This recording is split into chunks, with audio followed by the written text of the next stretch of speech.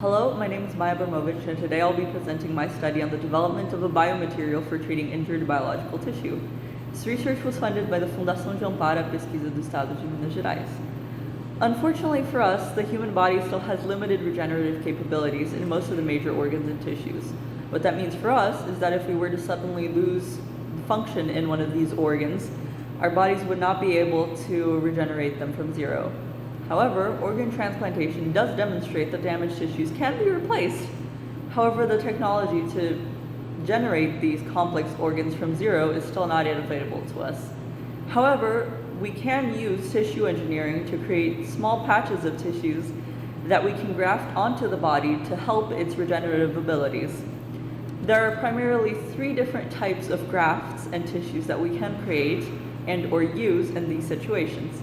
First of all, we do have lab-grown tissues that are primarily made through jellification and electrospinning and can be made with a variety of different materials, both synthetic and biological. Then we have xenografts, which are primarily taken from pigs in our case.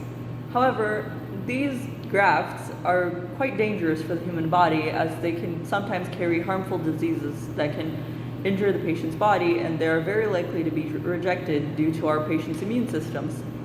Finally, we have the use of bioprinting, which is the use of bioinks and specialized printers to create complex tissues from scratch, sometimes even using the patient's DNA. However, this option can be very costly, and most clinics and hospitals do not have that kind of money and do have to rely on donations to help the many patients that we have in the world.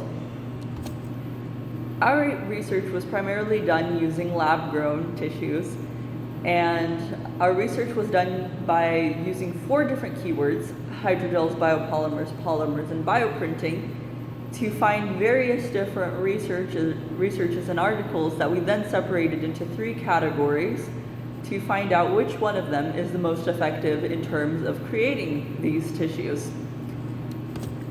Our categories are chitosan-based hydrogels, synthetic polymer-based hydrogels, and composite polymer-based hydrogels.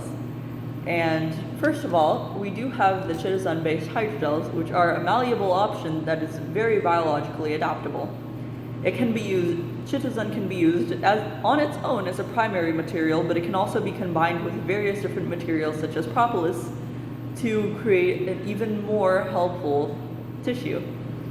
And it's also, due to it being primarily made of biological materials, it is biodegradable and it does not cause any harm to the environment.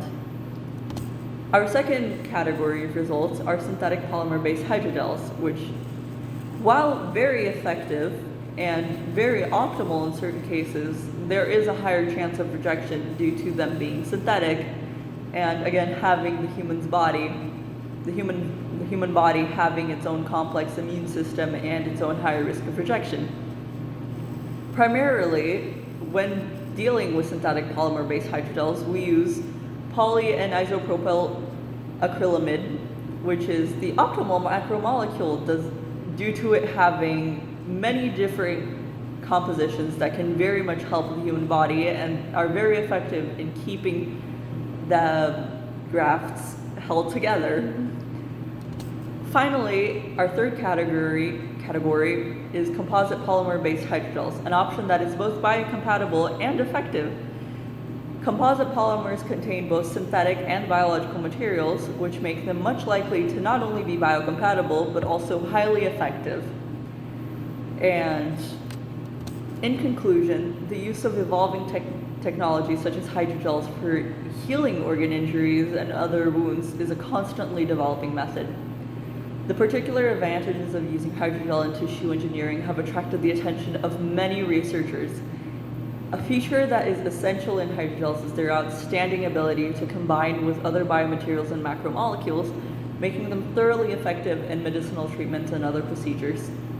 Thank you very much for your time.